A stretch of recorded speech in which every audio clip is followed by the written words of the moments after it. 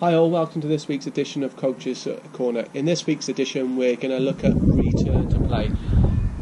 Obviously there's been a big announcement made last week that we're allowed now to get back on court from the 10th of August.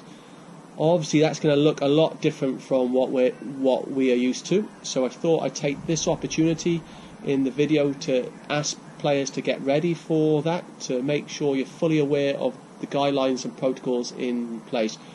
Squash Wales have worked hard to sort of come up with these protocols in conjunction with the Welsh government, and it's imperative that all players and coaches are aware. Obviously these guidelines are in place for your safety and the safety of others, and also any flouting of those guidelines could have a massive impact on people's ability to get back on court. After 5 months out, it's imperative that we do all we can for this roadmap of returning to play and to eventually get back to competitive squash. That's a long way off yet, but this is a first step. So it's incumbent on us as players and coaches to make sure we're aware of those guidelines and we operate within those guidelines. The guidelines are available on the Squash Wales website, and Squash Wales will also be running a webinar which is advertised on the website and social media as well. I'd also like to take this opportunity to go through with the players what we're going to be covering in the next few weeks and months in the Coach's Corner. With the advent of getting back on court, it affords us the opportunity to do a lot more. So the first couple of weeks, I think it's imperative that players understand where they're starting from.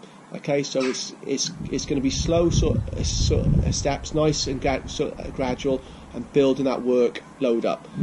You've had 5 months off. That's a massive amount of time, and your body's going to be in a lot different position when it was 5 months ago. So it's important that you manage that workload. If you try and do too much too soon, you're simply going to get injured, fatigued, or get blisters, etc. Okay, so it's really important that you manage that workload back.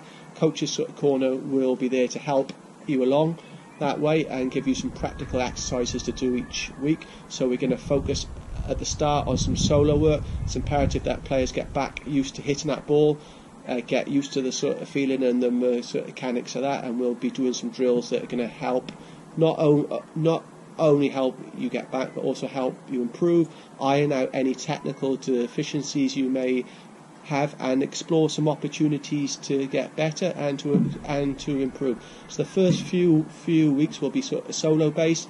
Then we'll look at doing some ghosting as we get back to full fitness, and when we're allowed, we'll look at some of the pair practices that we could do. But at the start, let's keep it nice and simple and basic, and we'll start off with some solo exercises.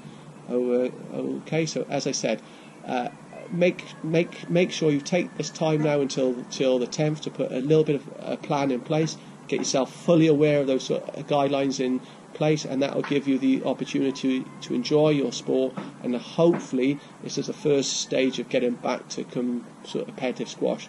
So thank you for taking the time for watching this video. Please keep posted for next week's video where we'll be on court.